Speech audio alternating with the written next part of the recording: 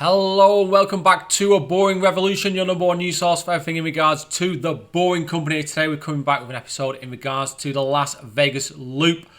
I have come into holding an article that was published about 2 days ago in regards to progress in Las Vegas, and things are looking absolutely sublime, superb progress. Looks like it's accelerated again, which is beyond my wildest dreams. I think that we potentially could see a breakthrough on either Saturday evening or Sunday afternoon at Station 3. Then that machine will be dismantled and moved back to Station 1 and then sent back the same way. So, how did I come to acquire this information? Very, very simple. If you've not been on my Twitter, the link is on there. But we go here, we have this article which was posted in the Las Vegas Review Journal. As Boeing project nears halfway point, public needs to know more. Well, that's fair enough. That's why you've come to me, because you want to know more about the Boeing company. A landmark event is expected to occur near the end of this week when digging out the TBM for Las Vegas Convention Center People Mover completes the first of two tunnels. So that's Tunnel A, and emerges from underground. Blah, blah, blah. The most important piece of information that we acquired is here. Company officials agreed to be interviewed, but they prefer to speak off the record or on background, which isn't helpful to readers since we won't publish off the record comments. And knowing the source of the material helps people evaluate the context of remarks. As of last week, the machine has chewed up through 3,700 feet of dirt along the 4,300 foot length of one tunnel, according to the LVCVA spokeswoman, Laurie Kraft. Now, that is excellent because, as you remember, I believe it was around 800 foot behind that, and this is talking about, I believe, Saturday when this particular figure has come in. So since then, there's probably been quite a bit of progress. As a bonus to that information being disclosed, we then get a load of information in regards to how the system is going to operate. So the vehicle using tunnels will be self-driving ones, 16 passengers. We don't know how many vehicles will be part of the system. I anticipate it will be in the high 100s, maybe slightly below 200, who knows. The system will have two end stops, so not underground stations, two end stops, and an underground station near where the north and central halls converge. So there was some speculation about that station being removed, but it isn't being removed. LVCA President, CEO Steve Hill said that during extremely busy times, and this is my favourite bit of the article, other than the 3,700 foot bit, several vehicles may be loaded simultaneously and platooned. So that is the first time we've heard that word used by the LVCVA, which is kind of what I anticipated in one of my predictions episodes, that they were going to platoon vehicles, because it is the logical thing to do. So you can use that tunnel more effectively if you can compact the units together. And since they're all heading in the same direction and there's no traffic lights and there's no possibility of anything popping out in front of the vehicles, you can run them, within 16 inches of one another, and that improves the efficiency of the vehicles greatly. Almost like an unconnected subway train, exactly, because that is what we're trying to replicate almost, except the vehicles can then separate and move apart and take you to your required destination rather than dropping you off 1,000 foot from where you need to be. How will that be managed? It's just a lot of questions here, but that's fair enough. Those are the sort of questions that I want to ask as well. Lisa said that numerous times that Las Vegas Loop could become a showcase for a new mode of transportation citywide. I bloody hope so that happens. Imagine a network of tunnels connecting various destinations along the Strip, the Convention Center, other properties, large traffic generators, Allegiant Stadium, McCarran International Airport, and other destinations. So that's the long-term proposal, is to create a very large network of tunnels that links the whole of Las Vegas and maybe outside Las Vegas as well. Boeing's innovative transport system could be a game changer in public transportation for Las Vegas and beyond. I absolutely 100% agree with that. So let's see what people are saying in the chat before I show you my table.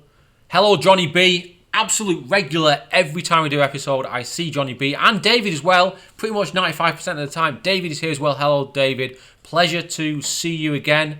Hello, Cosmic Rider. Hello, Tony. More like a roller coaster. Platoons. Who is in Las Vegas? I love it. Love it, guys. Right. So let's give you the numbers, because to better understand what's happening and what's going to happen over the next 8 months, let's see the numbers and how potentially they could line up. I'm fairly confident now that what I'm going to tell you is very, very accurate. It's going to be accurate to within maybe 5-10%. So, alert the Pentagon. Here is a table that I have built quite a while back and I've been adding to. As you can see, I've added this number here, 995 foot, for progress in this fortnight, the first 15 days of February. Now, most of that is already done. Some of it is hypothetical because we're not quite at the end of the fortnight. However, I'm pretty confident that this TBM is averaging around 60 to 66 foot per day, which is great considering where we're at. There's a lot less than that. It's coming, it's getting close to 20 meters per day, which is great. Absolutely fantastic. That's kind of, when I did my episode looking at potentially how this machine was going to operate, the TBM, I was saying around 25, 20, 18 meters, that kind of thing. So when it's actually hitting 20 meters and potentially could be a bit more than that, that's fantastic. We're going to finish hopefully tunnel A in terms of the actual construction of the tunnel surrounds, tunnel lining. That will be finished on the 16th of February. So that is is that Saturday or Sunday? Is it Sunday? Let's just say Sunday. As soon as that's finished, what we now know is that machine will be quickly disassembled. It will be loaded onto flatbeds. Then, which I find quite peculiar really, those flatbeds will be taken back to Station 1 at the other side of the convention centre, reassembled and then sent back through parallel to this tunnel. So hopefully they will know exactly what the ground's going to be like before they bore through it. Therefore we can expect much more rapid progress. Now I've basically put down here for Tunnel B exactly the same length of time. Worst case scenario, it takes the same length of time because obviously you've got to factor in that getting the machine going might take a small period of time. What happened last time was they started very, very slowly, and then slowly over time they built momentum up until this week where they've absolutely killed it in terms of progress. We're getting well into the 20 meters per day of progress, which is absolutely extraordinary considering where we were originally, close to 10 meters. So it's 100% improvement. I expect Tunnel B will be finished well before the 15th of July. Well before.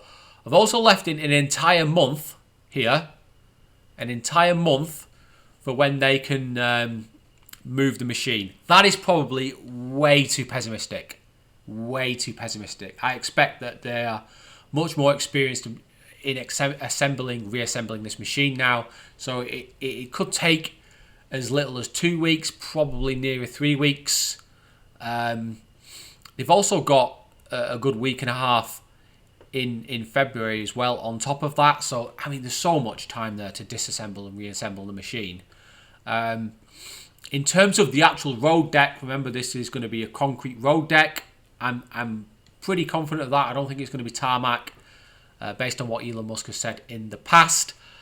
I think that is quite quick. They can cast it in situ and pour it in very, very long sections, possibly up to 1,200 feet per pour, which should be able to be done every sort of 10 to 14 days, say. It depends how many men they put on it. It depends on how they intend to build it, the exact layout of it. I don't think they're going to use precast. I could be wrong. That's another assumption, guys. In terms of station construction, Station 1, I think this is excessive. I think they'll be done well before this. I've given them 3 months. I suspect it'll be more like 2 months. So from the 1st of April to the end of May. Hopefully they'll get that finished. It's a very basic station. There's not really much in there other than a mezzanine level and I don't know if they've got escalators or just a staircase, I presume, and a couple of lifts. To start Station 3, they will need to wait until Tunnel B is complete. So it'll probably be the first couple of days of July. Then they can start that again. I suspect that'll be done fairly quickly. What they're going to do with Station 2, I presume, is they will start in between. So once they've gone past Station 2, they will then begin excavating install the secant piles, and then they'll start building the station there. How long will that take? Probably longer than that, actually. I should put in a bit long. It's going to take at least 2.5 months, maybe 3.5 months. But as you can see, it can be done. It doesn't need to be done sequentially. It can be doing concurrently with all the other tasks, so that can just be built into the program. And then we come to our vehicle testing of our autonomous electric vehicles. I suspect it will be the last few days of September when they start calibrating and testing the vehicles in the system. That is dependent, obviously, on vehicles being made available. Do they have the manufacturing capability to build these vehicles? Are they just going to just use second-hand Model X's and Model S's, maybe Model 3s? Maybe they're going to use the Model Y. Is a very, very possible thing. It could possibly... I mean, I think it's personally a bit too small. I would like to see them use the Model X. Say around a few 100, 150, 180 of those should be more than suffice for what they need. Obviously, some vehicles will need to be charging while other vehicles are functioning in the system. I've given 2 weeks for them to achieve 2,200 passengers per hour. Then another 2 weeks to achieve 3,400 passengers per hour. And then another 2 weeks to achieve 4,600 passengers per hour. That puts us at the end of October. So we would have actually finished 2 months early based on this. So that is outstanding. All the fudsters out there that have been talking a load of clap, they're going to be shutting up fairly quickly. I think that's very possible. I think we might even finish halfway through October, maybe even the first week of October. It's a very, very high probability that will happen now. Now that they've got the machine, the TBM, running perfectly, possibly they might even squeeze another 10% out of it. Who knows? Anyway, let's have a listen to what you guys are saying, if there's any possible questions before I nip off. Hello again, David. My iteration, £5 per character. How's it going? Yeah, it's going very well. Yeah. I'm assuming that American feet and English feet are exactly the same. Must be. How much of Las Vegas do you think could be networked down the road? In terms of, well, pretty much all of Las Vegas. Anywhere where there's a dual carriageway or motorway or some kind of connecting road, you could just put a tunnel under there. It wouldn't be too difficult. If it makes economic sense, then it should definitely be done. These pods can run on the surface, so they could even run using existing roads while extra tunnels are built. So you could just build out your network, add more pods. Potentially in Las Vegas, there could be easily 400, 500 miles of tunnels. If you include all the branch lines and feeder tunnels and exit tunnels.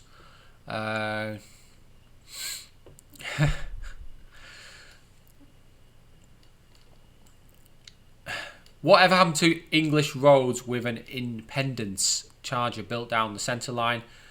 I know Qualcomm has a system where you run it down the centre of a road and it will charge the vehicle as it moves along.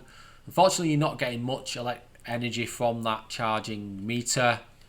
And also it costs quite a bit per meter that you install, so it might be more effective to use batteries and then use rapid charger stations and just have pods waiting to be replenished into the system. So as pods are leaving the system to recharge, you add more pods in, just as many as you want. Another idea that I had was, rather than using large 16-seater pods during, say, the evenings, so late at night, you could replace those AEVs with Model 3s. Obviously, they'd still be self-driving, but a lot of people late at night only want to sit in a vehicle with maybe 2 or 3 other people. So a Model 3 or Model Y would be perfect for that. Great stuff. Are you sitting on a bench at those speeds? Absolutely.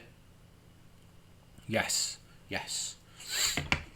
Okay, guys, I think that's all for today. So just to summarise, Las Vegas Convention Center spokeswoman has confirmed that as of what I believe is Friday, 3,700 feet of tunnel has been completed. I believe since then they have completed at least another 130 foot of tunnel. I expect that by the 16th of February, they will have finished Tunnel A. Progress is rapid. I think we're going to hit the program. We're going to go on target.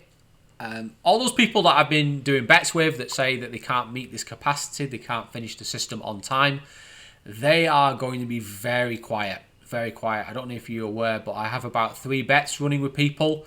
It's coming up to about $80. I believe in bets now with people that this system will finish on time. If it does finish on time, I'm going to be quids in, and hopefully that money will help pay for my trip to Las Vegas later in the year. In other news, I don't know if you're aware, but the Gigafactory in Buffalo in New York State is apparently ramping up very, very quickly. They are producing batteries in that facility now, I believe, for power storage. So that opens up a new capacity at the Gigafactory in Nevada, potentially for Boring Company autonomous electric vehicles, AEVs, pods. So that is good news for the Boring Company. Okay, guys, I think I'm going to call it a day. Thank you for all your great questions. Hopefully, I might have a video for you on Saturday evening with pictures and video of the breakthrough, and we can hopefully celebrate that together. I might even, have a couple of beers. Who knows? It is something that definitely needs celebrating because it is a big achievement for the Boring Company. Okay, guys. So I'm going to call it a day. And remember, guys, don't be boring. Hopefully see you later in the week. Yeah, hopefully see you soon, Cosmic Rider. It'll be hopefully towards Christmas time at the end of this year. Okay, guys, thank you, and hope you enjoyed the show. See you later. Enjoy the outro.